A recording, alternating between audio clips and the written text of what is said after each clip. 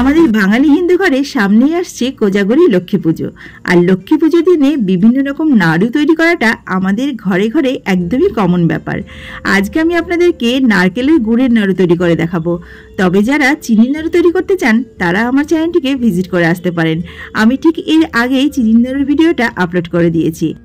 একদম সহজ পদ্ধতিতে কিভাবে গুড়ের নাড়ু আপনারা অসাধারণ টেস্টিভাবে তৈরি করবেন, সেই সাথে নাড়ু আপনাদের অনেক দিন পর্যন্ত ঘরে থাকবে, সেই টিপস অ্যান্ড ট্রিক্স নিয়ে আজকের ভিডিওটা শুরু করছি। প্রথমে আমি নারকেল ভেঙে জল বের করে একটি কোরানো বটির সাহায্যে নারকেলগুলোকে একে একে কুড়িয়ে নিচ্ছি।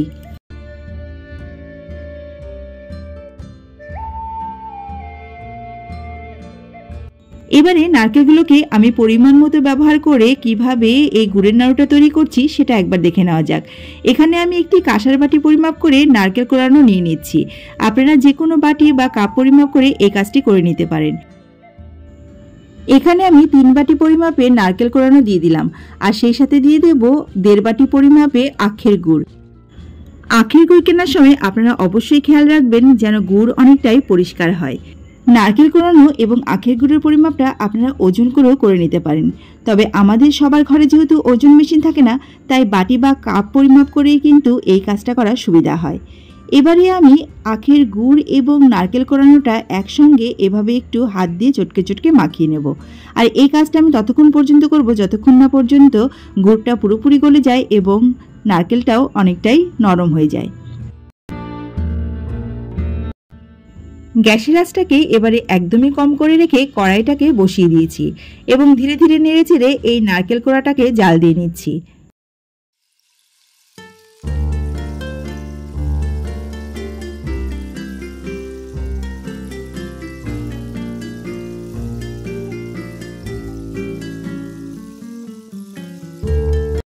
প্রায় 5-7 মিনিট এভাবে নেড়েচেড়ে নেওয়ার পরে দেখবেন আখের গুড়ের রসটা নারকেলের সঙ্গে একেবারেই শুকিয়ে আসবে। এই পর্যায়ে আমি নারকেলের নাড়ুটাকে আরও বেশি সুস্বাদু করার জন্য একটু এর মধ্যে তেজপাতার ঘ্রাণ যোগ করব। আর সেই জন্য একটু কাঁচা ধরনের তেজপাতা আমি চিড়ে এই নারকেলের মধ্যে দিয়ে দিলাম। এবারে নেড়ে চেড়ে আমি আরও কিছুক্ষণ এই নারকেলের পাকটা করে নেব।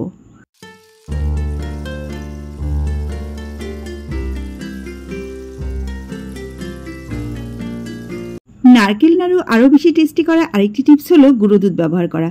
এখানে আমুলের একটি 10 টাকা দামের প্যাকেট আমি ব্যবহার করছি। এই গুঁড়ো দুধটা দেওয়ার কারণে নাড়ু কিন্তু খেতেও অনেক টেস্টি হবে, আর এই নাড়ুটা কিন্তু অনেক দিন পর্যন্ত আপনার ঘরে টিকবেও।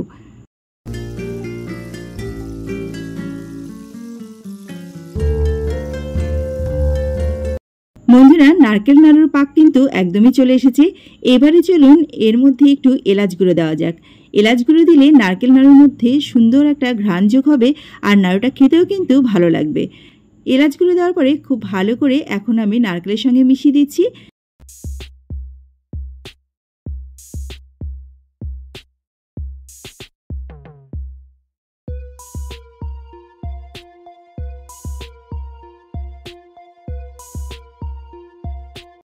নারকেলের পাক কিন্তু একদমই চলে এসেছে, কারণ কড়াই গা থেকে দেখুন নারকেলগুলো ছেড়ে আসছে। এবারে একটি থালাতে আমি নারকেলটাকে নামিয়ে একটু ঠান্ডা করে নিয়ে তারপর গোল গোল করে এখন নাড়ু তৈরি করছি। আর নাড়ু তৈরি করতে কে না জানে, পাকানো নারকেলটাকে 2 হাতে তালুর মাঝখানে নিয়ে একটু গোল গোল করলেই কিন্তু নাড়ু তৈরি।